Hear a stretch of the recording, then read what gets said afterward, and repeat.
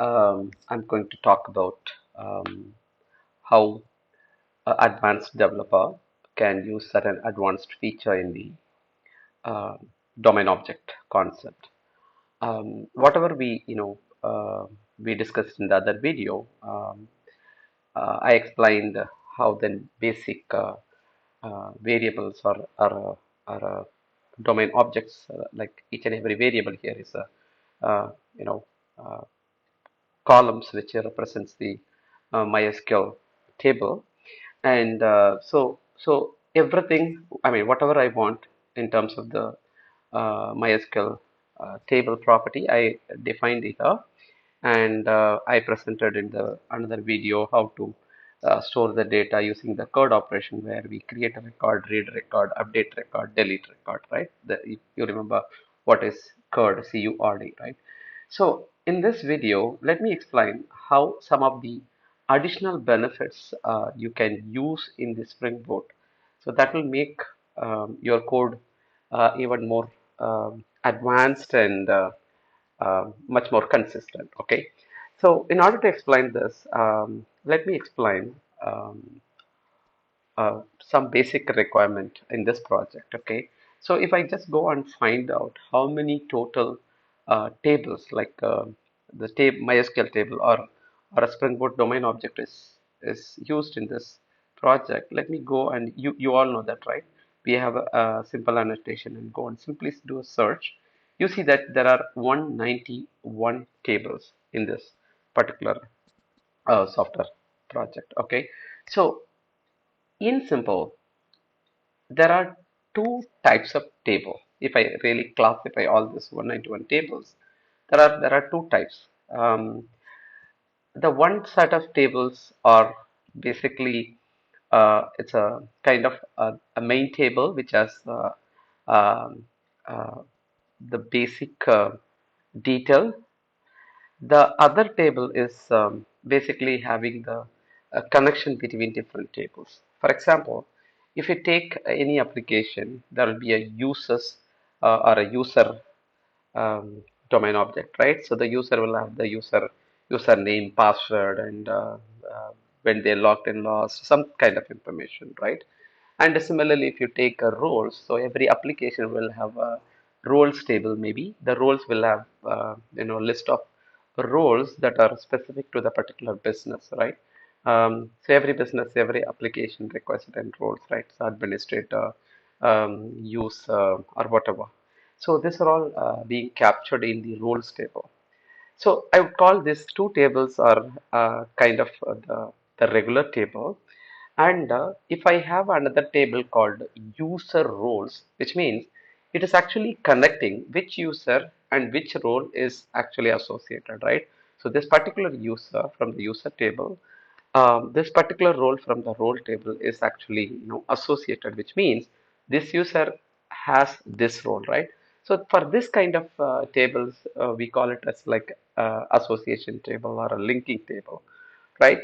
So, so as I mentioned, such a classifications, okay, we really wanted to have all the basic tables to have some of the columns as a very standard, right? If you all know that MySQL really requires ID column, and of course, developer will use a created at and updated at column in order to really maintain when the particular record has been created and when the particular record has been updated, right?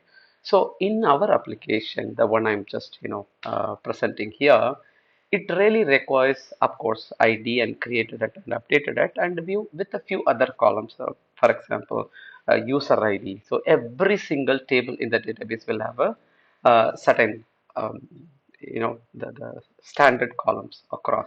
So let me open what exactly it is. Okay. Again, that is also one of the domain object according to the Spring Boot. Okay, so here what I mentioned here is like a base entity. The only difference between the regular database table, I mean, when I have the entity along with the table annotation, which means this particular table will be there in the MySQL, or the Spring Boot will automatically create a table, and these columns will be created along with the definition what we write here.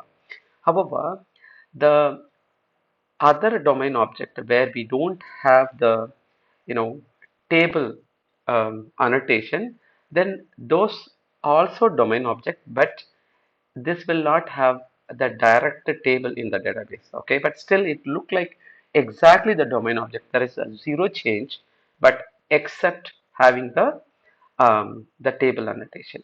So here I mapped, I'll explain that there is a mapped superclass. It's an annotation, and I'll explain this type def little later.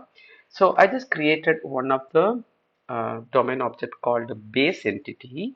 All right, this base entity has ID, I mean, which is really required for any MySQL table, right? But you may wonder, okay, I don't have a table annotation. Why I'm talking about really the idea of the MySQL? Definitely, I'll explain shortly. Okay, so just look at it. Let's say ID.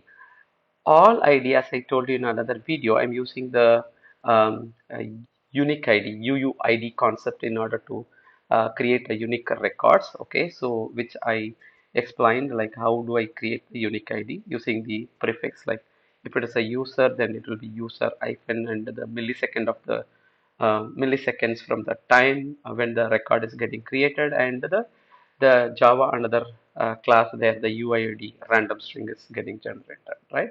So I don't need to really define the ID value for each and every row getting created. So this particular definition makes sure that Spring Boot automatically assign the unique ID whenever a new record is generated. Okay, that's automatic. So once I declare and forget forever, so Spring Boot takes care of completely. All right. So and also I mentioned one of the column. I mean, this is a really business requirement. I mean, uh, you don't need to really think why this column, but leave it. Those are all the business use case. But this particular business requires type as another attribute and some folder ID with a JSON attribute called a folder ID. So you could recollect what is a camel case and a snake case, which I explained in another video, and nullable and what is the length of this character. So you see there are pretty much like a language code. What is the language used in that particular row?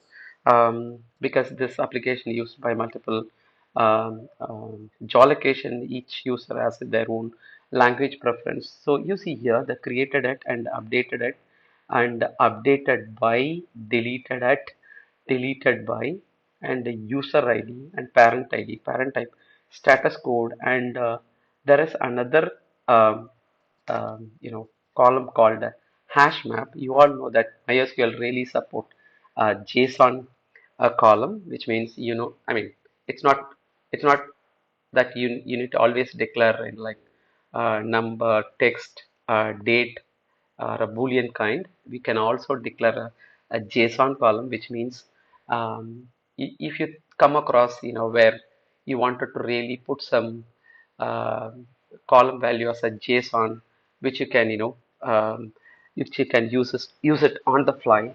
I just declared a JSON column, which means I really use a MySQL capability in my Spring Boot to save the column name called really custom object. Within it, I can use the JSON as a value, right? So I mean, in this in Java, we can use the JSON object. That's one of the very beautiful class available.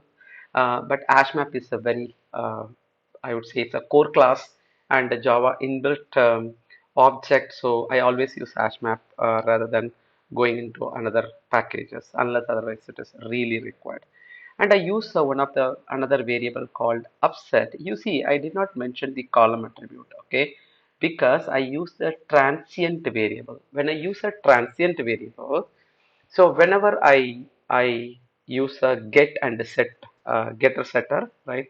When I create an object, I can set upset equal to true or upset equal to false, which I usually used in my programming logic to do certain logical conclusion, but I don't want them to be really saved in the database. Okay, So these are all like any other variable. Like it could be boolean, or it could be date, or a string, or number.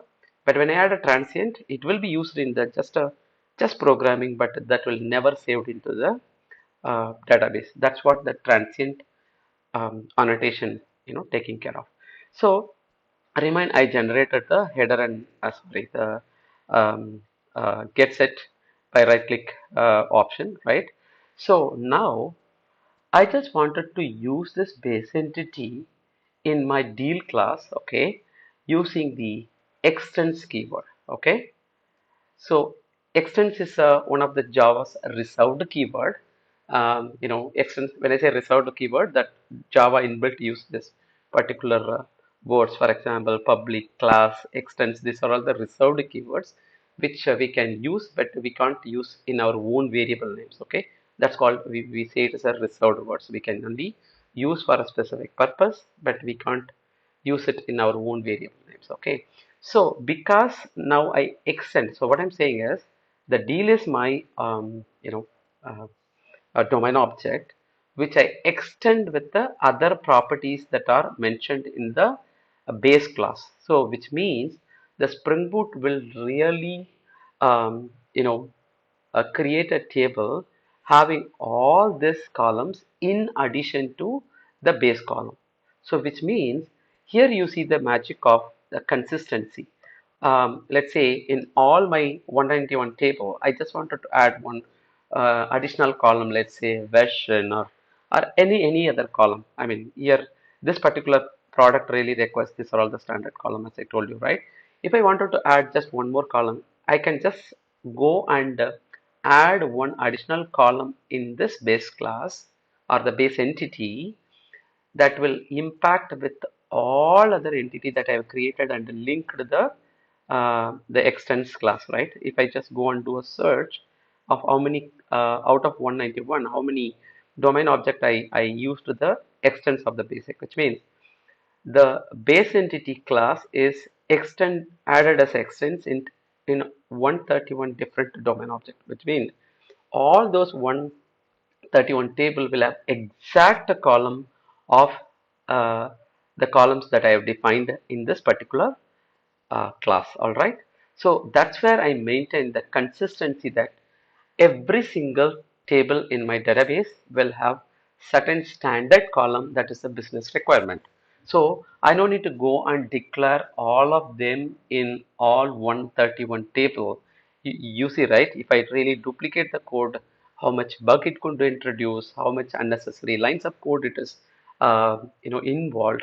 That's where Spring Boot gives a real beauty of declaring the base class or a domain object which you can extend with any other object. Okay, so as I you see that some of the columns it's already there in the base class. We should not recreate that in the main class. So I am removing the name because name is there in the base entity already. So value is not there in the base entity, but in this table I needed. I think user I have in the base entity. All right, so I no need to have the user ID here. I can delete them. Currency ID, yes, I needed. Status ID, I needed. I may have. Let me quickly check. Okay, status ID is not there. That's good. Keep the status ID because this business doesn't require status ID in every single table in my database.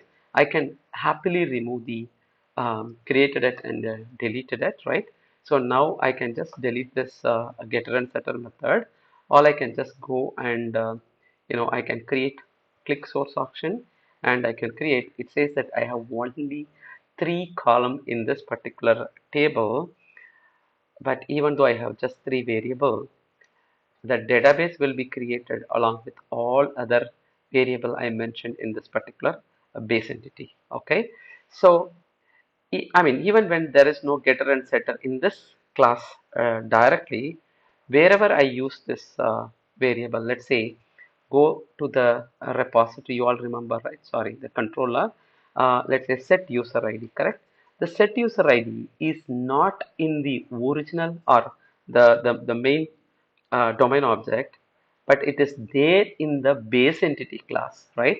So even when this is in the base entity class, Spring Boot, really extend those getter and setter into my main class, so that I can use it as like as any other getter and setter.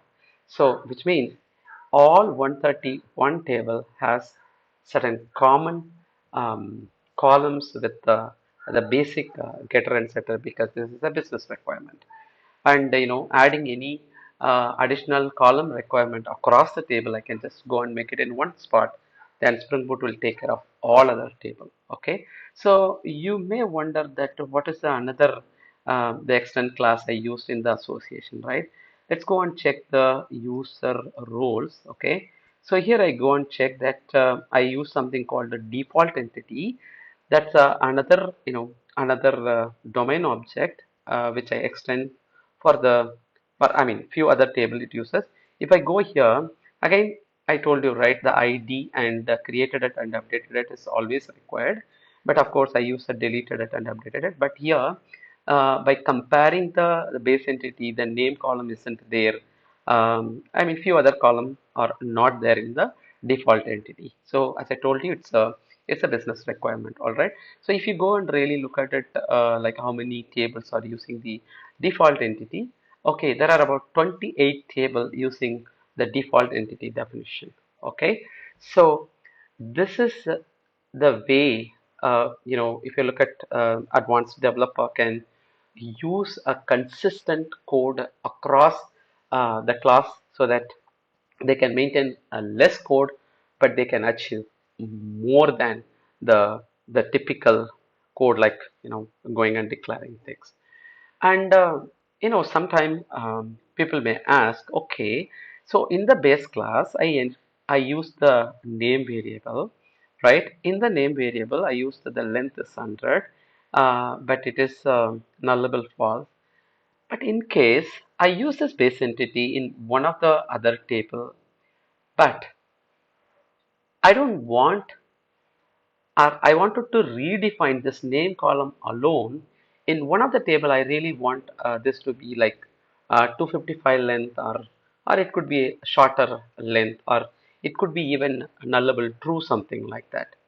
That's exactly possible. There are some annotation. I will be posting a separate video of explaining every single annotation of Spring Boot. So that would be more helpful for you to understand every aspect of the annotation. How annotation really takes care of automatically managing the code, or doing the more automation even while you're writing the code, especially from the Spring Boot framework.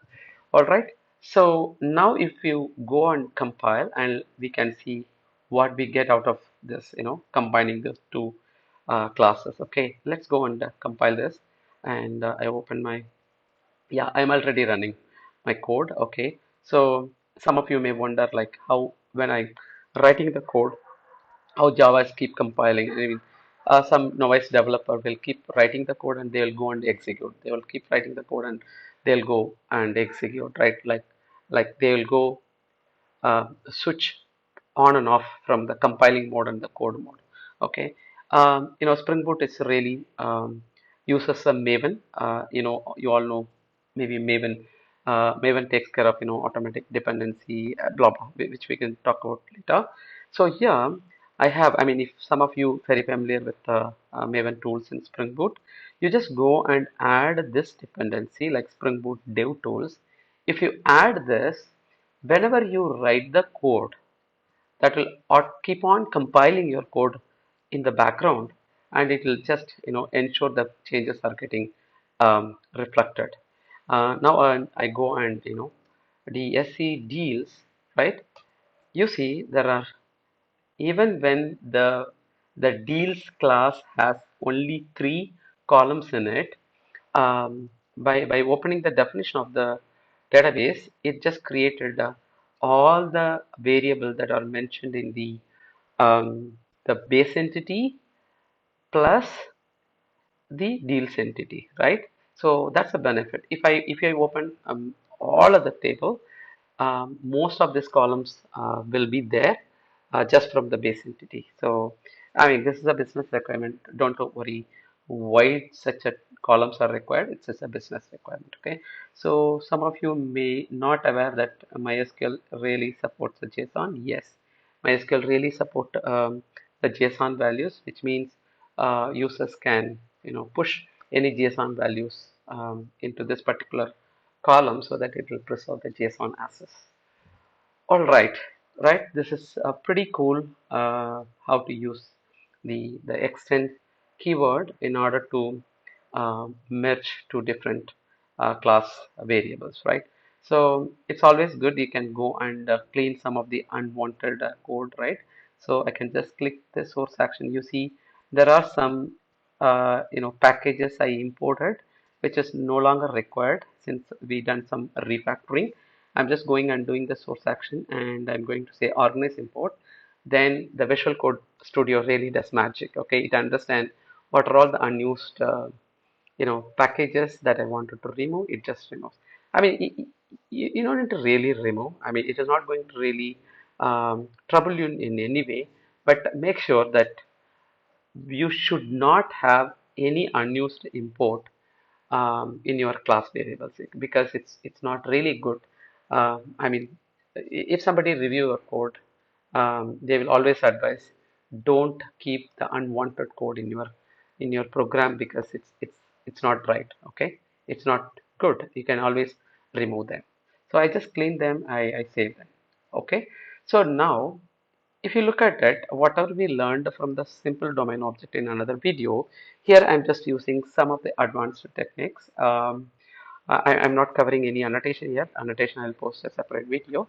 But in terms of the domain object, I used a little advanced technique of the extends variable, right? So now I'll use the variable. I'll leave it. So now I'll go and explain another. I mean, I'm going to really create a service component. Okay, I mean, I'm calling it as a component because the service is one of the real component in the Spring Boot. Again, we can talk about in the annotation section. Okay, just go and open your service. I mean, Spring Boot. When you create a Spring Boot initializer project, the service class will, I mean, service folder will automatically get created. Okay, here I'm going to create a new class called deal service, right? Deal service or a deal service. It's up to you. As I told you, I'll always use a singular in my class variables. Okay, dot Java. I'll explain why I'm really creating this service class. Okay, hit enter. It really created one service class, but any service, I mean service class, we need to use the annotation called service. Okay, I'll explain why. Okay, so here um, the I mean what exactly it is going to do? It's not going to do anything different the way the program works. You remember yesterday I was showing the Postman where how to use the code operation RESTful APIs in order to call the some of the methods that I created, right? Uh, I mean, if you don't understand this, please go ahead and see another video that I given in the description and watch that video first, and you please come here. Um, okay, here we the I mean in the Spring Boot, please make sure whenever you write any controller methods in the controller, right? This is a controller where everything is exposed to the URL, right? As a RESTful service. Whenever you write any controller like this, controller method, don't write um, any like a database activity like a saving it or whatever the thing. Don't do everything in the controller because that's a bad idea. Always you need to write in the service component because if you write everything in a service component, you can reuse the same service code in all, I mean, wherever you want, you can use the same code. Even in other controller, you want the same service to be called. As for example, when you write a larger project, right? When this happens, then do this, right? Um, so in such a cases, you can use the service class wherever you want, but when you write in the controller, you cannot call this method in the other service methods or a controller. So always make sure you just write everything in the service. Okay, now let's see how I'm going to change this into the service. Okay, so as the auto wire, I'm going to do auto wire of the deal service. Okay, I do the regular import.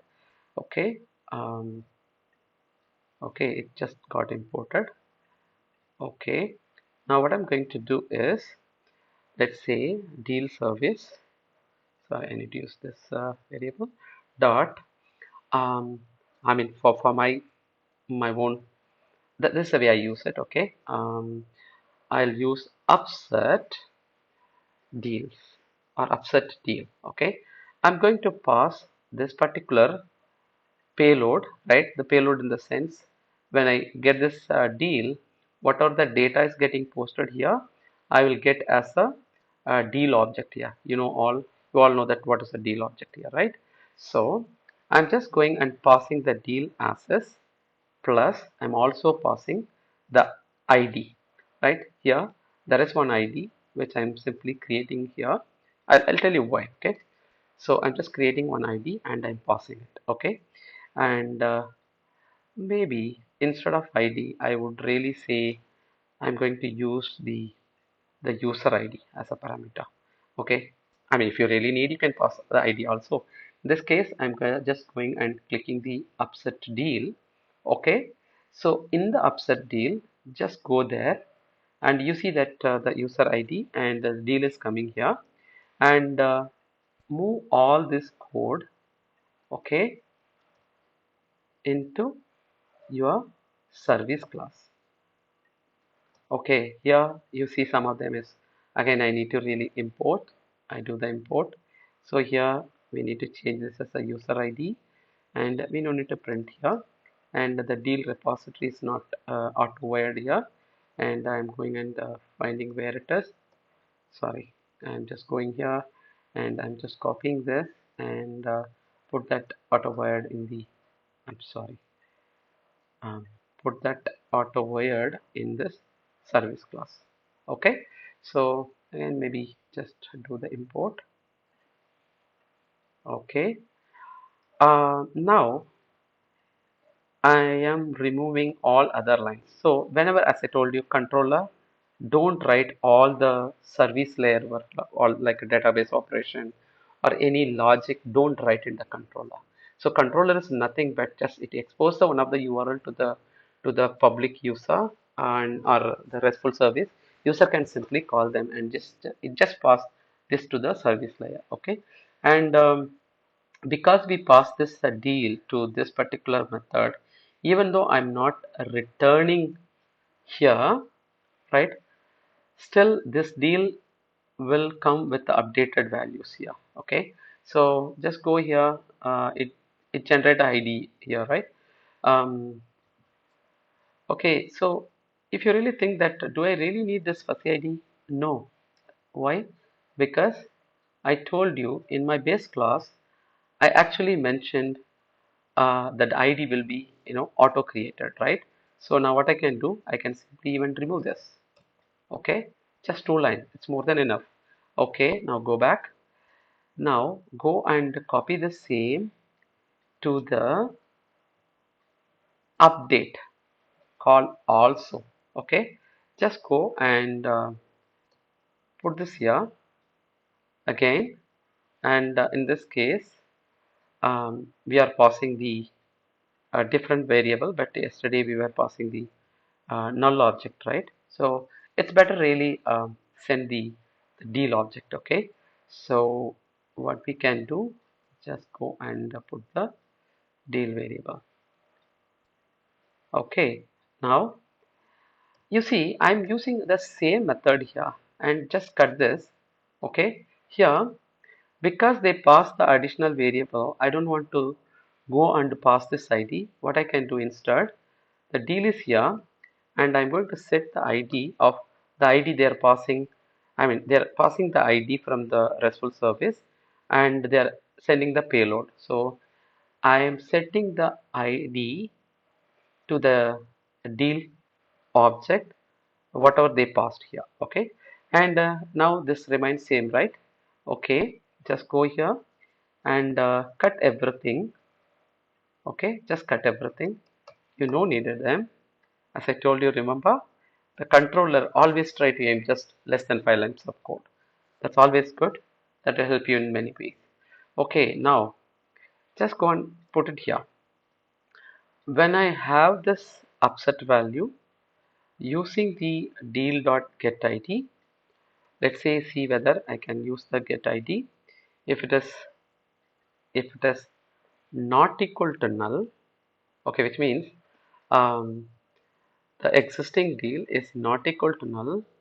What I can do in the deal, I'm going to set updated by, okay, because in my base entity, right, this is the reason this particular product has updated by in every single table to know who has updated, because this application, anyone can create a record. The record can be shared to some other user.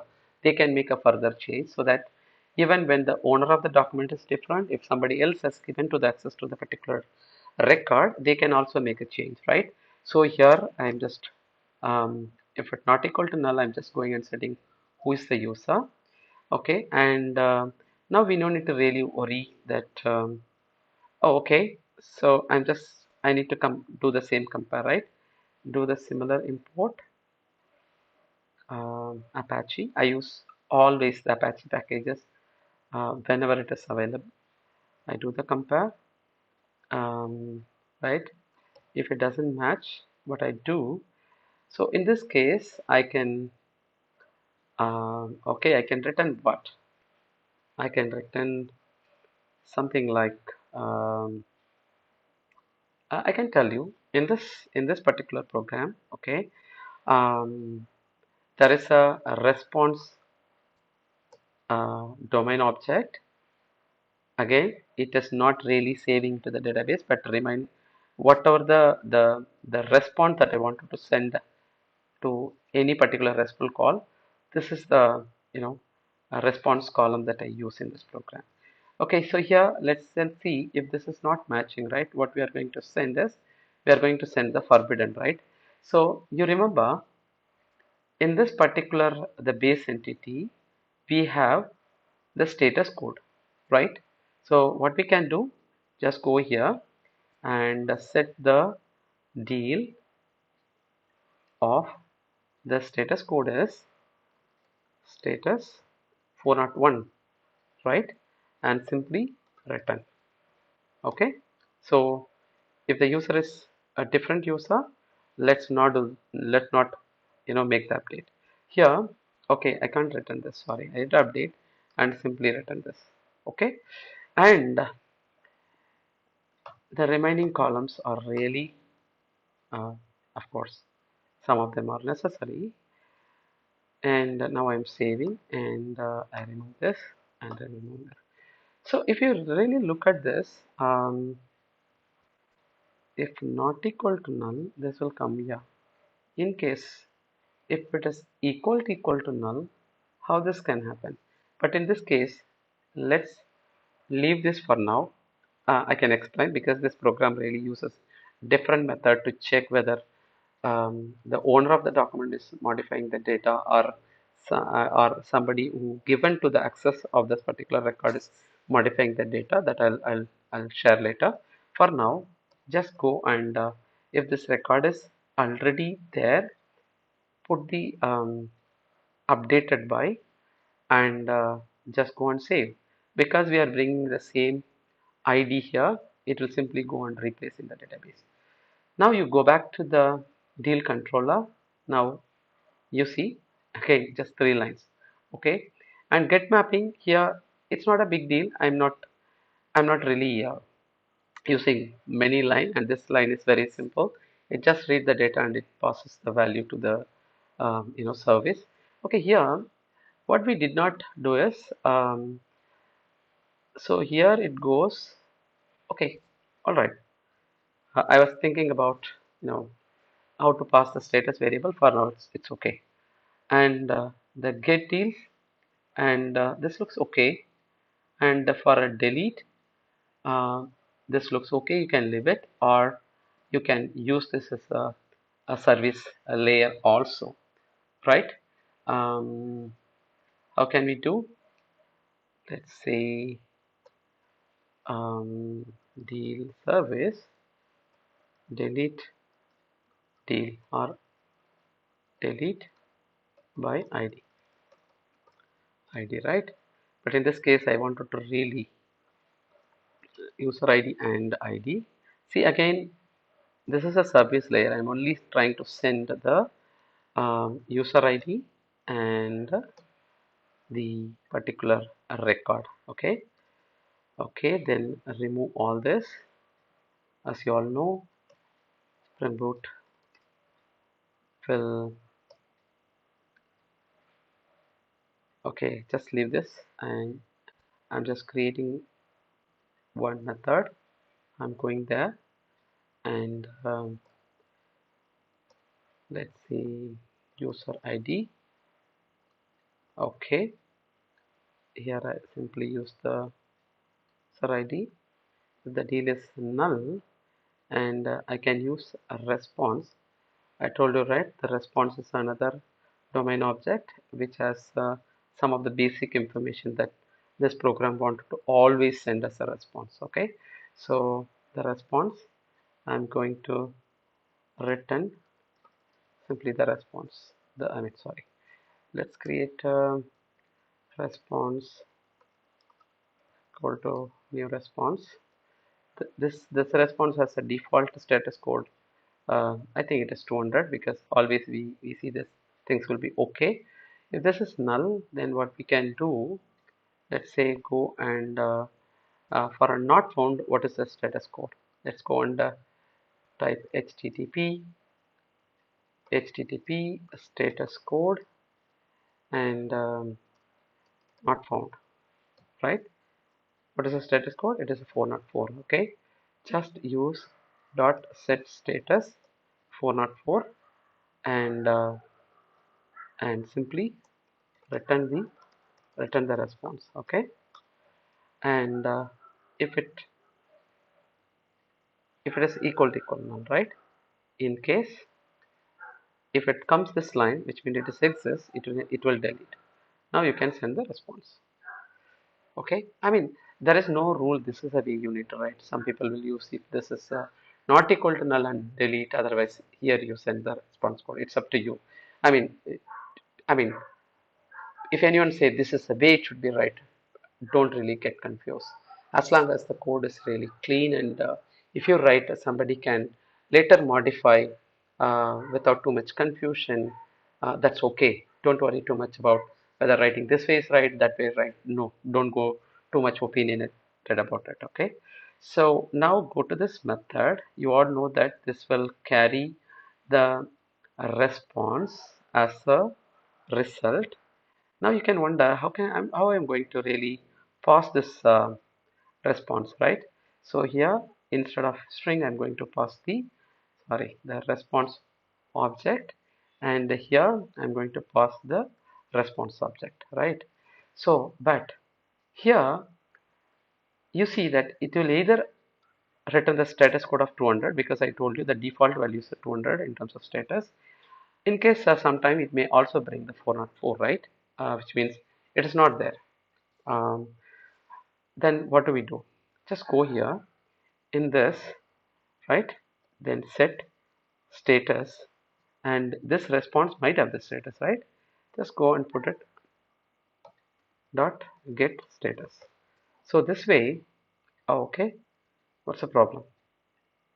Set status and then okay, it's wrong, right? Then let's understand what issue we have here. Okay, so the response entity dot uh, status dot. Okay, we need to send a body, not just okay. When you say okay, it assumes that 200. Okay, um, it's a body, right? Okay, this is fine. Okay, so you see, it just reduced some lines of the code, of course, right?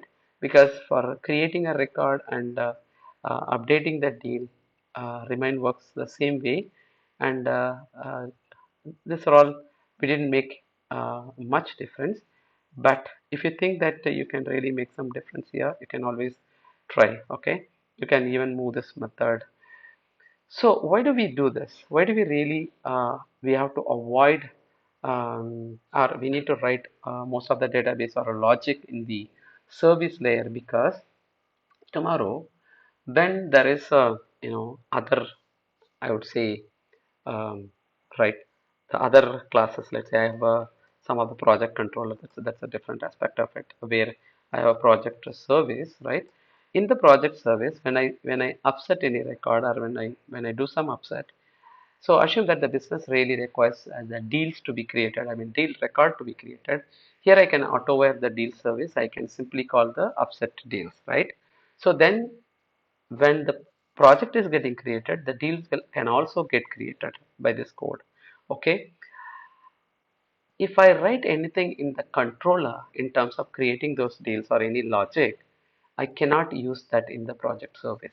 So that's where it is very important. All your logic should be there in the service layer. I mean the service component. Sorry, I know it's opinionated, but just please follow the guideline. You can use the service layer as long as you wanted to write any extensive logics. Okay, so then go ahead and clean the unwanted stuff. All right. I'm sorry. I should have clicked the organize imports, right? Yeah. I just clean that and I save it and I can close this. Let's go and see what my compiler does. Okay, it might be keep compiling many things. Okay, just go and see how it works and go and find the deals, right? Find the deals. You see, remind this the same, right? Because in the find deals we did not make any change. Yeah. But if you think that the this also is better to write on the service layer, you can always try. Okay, so it's just one line. I don't really worried much about it. Moving this into the different stuff. I'm okay. But here, if you really think you wanted to uh, you know avoid this variable in order to save the memory, it's okay, you can write something like this. Okay, because we know you don't need to really save the value in one variable unless you are going to do any data manipulation in the variable. You can just directly call the repository and you can flush the result. Okay, excuse me. So here I'm just getting the deal, and if it is null, I am returning the status code, otherwise I am returning the value. Okay, this looks okay. Yeah, this is okay. All right. Okay, then go ahead and let's see. Use this. I'm going to just delete by ID. This time I'm going to add some additional value. Just make sure how I'm getting a response. You remember this will go here, and it will pass the right status code. I just click send. You see, it's getting a status 404. This is not really deal, as I told you, right? This is the standard response in most of the controller in this program, because that's why this application really requires for the front-end developer with some values, right?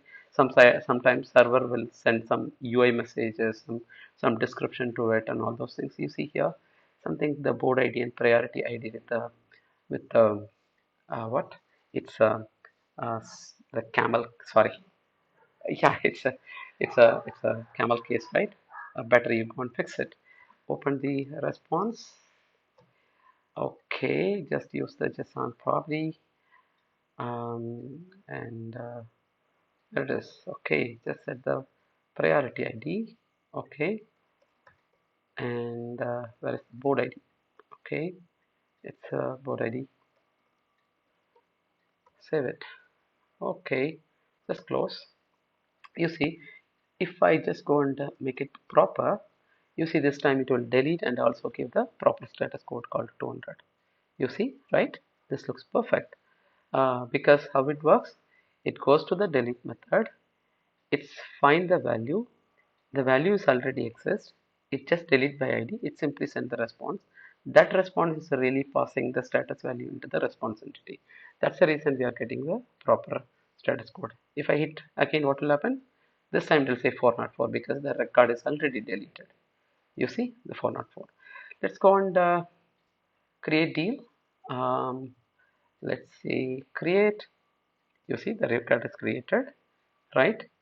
You remember we created a upset service and it just creating it, right? Okay, so now you go and you want to modify this and modify the deal with this value and pass whatever the value you wanted to pass.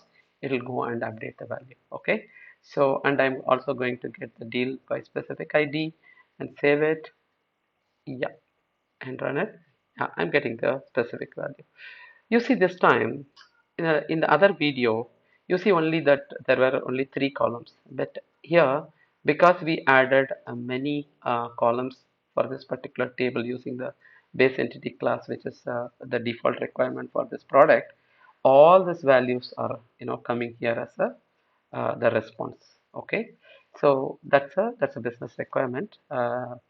Okay, now you see everything is okay. These are all the null because the database is seem to be empty for those. The custom fields remain null.